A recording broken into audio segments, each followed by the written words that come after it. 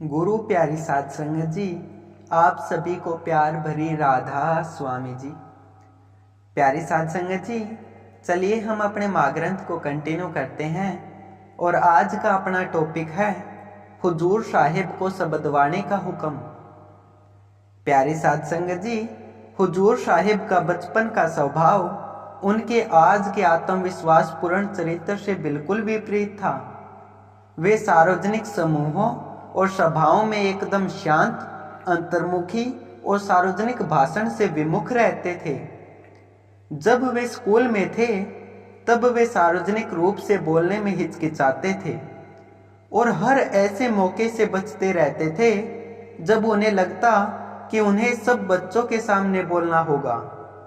उन्हें सार्वजनिक बोलचाल में इतनी हिचकिचाहट थी कि अगर उन्हें पता चल जाता कि पूरी कक्षा के सामने मौखिक पाठ पढ़ना होगा तो वे उस कक्षा में ही नहीं जाते थे और स्कूल में कहीं छिप जाते थे।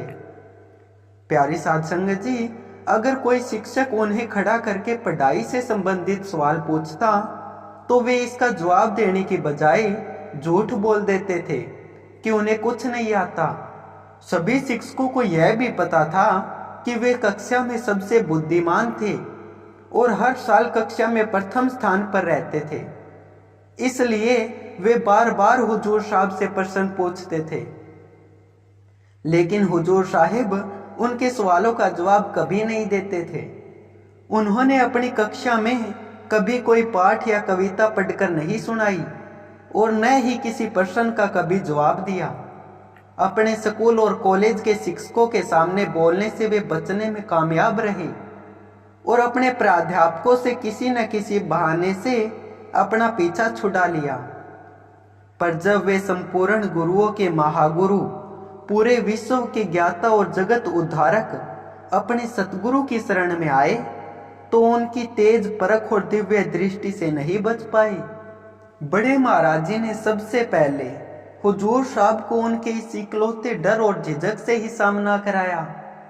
जिस वर्ष हुजूर साहब आश्रम में शरणागत हुए, उसी सर्दी के मौसम में एक दिन बड़े महाराज जी ने उन्हें अपने पास बुलाया और पूछा, मास्टर, तू इतना पढ़ा लिखा है और होशियार है, तो शब्द क्यों नहीं गाता? हुजूर साहब ने दुविधाग्रस्त होकर जवाब दिया, जी मुझे गाना नहीं आता, मैंने कभी जीवन में गाने का प्रयास ही नहीं किया।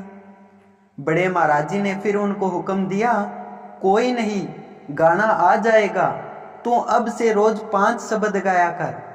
यह सुनकर हुजूर साहब चौंक गए और उनका मन विभिन्न प्रकार की अकुलता और डरावने विचारों से भर गया। उन्हें यह चिंता सताने लगी कि उनकी खराब गाने की आवाज सुनकर वे आश्रम में हंसी मजाक के पात्र बन जाएंगे। वे पूरी रात उस विचार विमर्श में रहे। फिर उनके मन में एक सकारात्मक विचार आया कि वे जब घर बार छोड़कर आश्रम में गुरु की शरण में आए हैं तो अपने बारे में क्यों चिंता कर रहे हैं। गुरु को इस तन से जो सेवा करवानी है वो सेवा कराई। उनका काम तो गुरु के हुक्म की पालना करना है। हुजूर साहब को शुरुआत से ही बड़े महाराज जी पर अटूट विश्वास था, इसलिए उन्होंने अपने मन को इस बात से प्रेरित किया कि बड़े महाराज जी ने हुक्म के साथ साथ गुप्त रूप से आशीर्वाद भी प्रदान किया है। उन्होंने कहा था कि वह रोज 5 शब्द गाए और फिर उन्हें गाना आ जाएगा। इसलिए एक बात तो यह पक्की हो गई कि चाहे कितना भी समय लगे, एक दिन उन्हें गाने की कला में सफलता अवश्य प्राप्त होगी। अपनी सारी श्रम और हिचकिचाहट को परे करते हुए अगले दिन शाम को हुजूर साहब ने एक तारा उठाया और जोर जोर से शब्द गाना आरंभ किया। जब हुजूर साहिब शब्द गा रहे थे तो उन्हें खुद महसूस हुआ कि वे बिना सुर के गा रहे हैं। उनका गाना सुरीला नहीं बल्कि गुस्से से चीखने जैसा लग रहा था। परंतु इन सभी विचारों को अनसुना करते हुए उन्होंने अपनी आंखें बंद की और अपने गुरु पर ध्यान केंद्रित करते हुए उनके हुक्म की पूरी श्रद्धा और समर्पण के साथ पालन किया और जोर जोर से 5 शब्द गाए। इस दिन के बाद हुजूर साहब ने यह नियम बना लिया कि वे हर रोज 5 शब्द गाया करेंगे, चाहे उन्हें लय आती हो या नहीं, चाहे वे कितनी बार अटकते रहें, या फिर चाहे आश्रम के अन्य सेवादार उन्हें देखकर मुस्कुराएं या उनका मजाक उड़ाएं। हुजूर साहब अपने शब्द गाने की ड्यूटी में हर दिन पूरी ताकत से लगे रहते थे। प्यारी साध संगत जी, कुछ दिनों बाद हुजूर साहब में शब्द गाने का जुनून जाग उठा। अब वे केवल 5 शब्द ही नहीं, बल्कि धीरे धीरे लगातार कई शब्दों को गाने लगे। हुजूर साहब का अभ्यास इतना परिपक्व हो गया कि वे घंटा 1.5 घंटा तक लगातार शब्दवाणी करने लगे। वे अकेले शाम के समय एक तारा लेकर बैठ जाते और पूरे जोश के साथ तब तक गाते जब तक आकाश में तारे न निकल आते। वे अपने शरीर को शब्द गाने में इतना झोंक देते थे कि 1 घंटे बाद जब हुजूर साहिब गाना समाप्त करके उठते तो दिसंबर की ठंड में भी उनका पूरा शरीर पसीने से भीग जाता। उनके माथे से पसीना इस प्रकार टपकता मानो वे जुलाई के महीने में किसी खेत में काम कर रहे हैं। जैसे जैसे समय बीतता गया, हुजूर साहिब का गाना और भी मधुर होता गया और उनकी आवाज का सौंदर्य और भी निखरता गया। उनके गाने में एक नई ऊर्जा और भावनात्मक उत्कृष्टता आ गई जो सभी को प्रभावित करने लगी। धीरे धीरे बड़े महाराज जी के शब्द सिद्ध हो गए और हुजूर साहिब एक श्रेष्ठ और अद्वितीय गायक के रूप में परिणत हुए, जिनकी मधुर ध्वनि सभी को मोहित और आकर्षित करती थी। कुछ वर्षों बाद बड़े महाराज जी के आशीर्वाद और हुजूर साहब की अथक लगन के फलस्वरूप उनकी आवाज में ऐसा चमत्कारिक परिवर्तन आया कि न केवल आश्रम में बल्कि पूरे संगत में उनके जैसा मनमोहक गायक कोई और नहीं था। जब हुजूर साहिब सत्संग में शब्द गाना आरंभ करते तो अन्य सभी शब्द पाठी मंत्र मुग्ध हो जाते।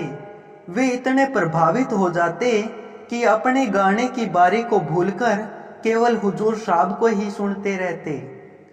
केवल संगत ही नहीं बल्कि उनके गाने के उत्कृष्ट भाव से बड़े महाराज जी भी काफी प्रभावित हो जाते थे।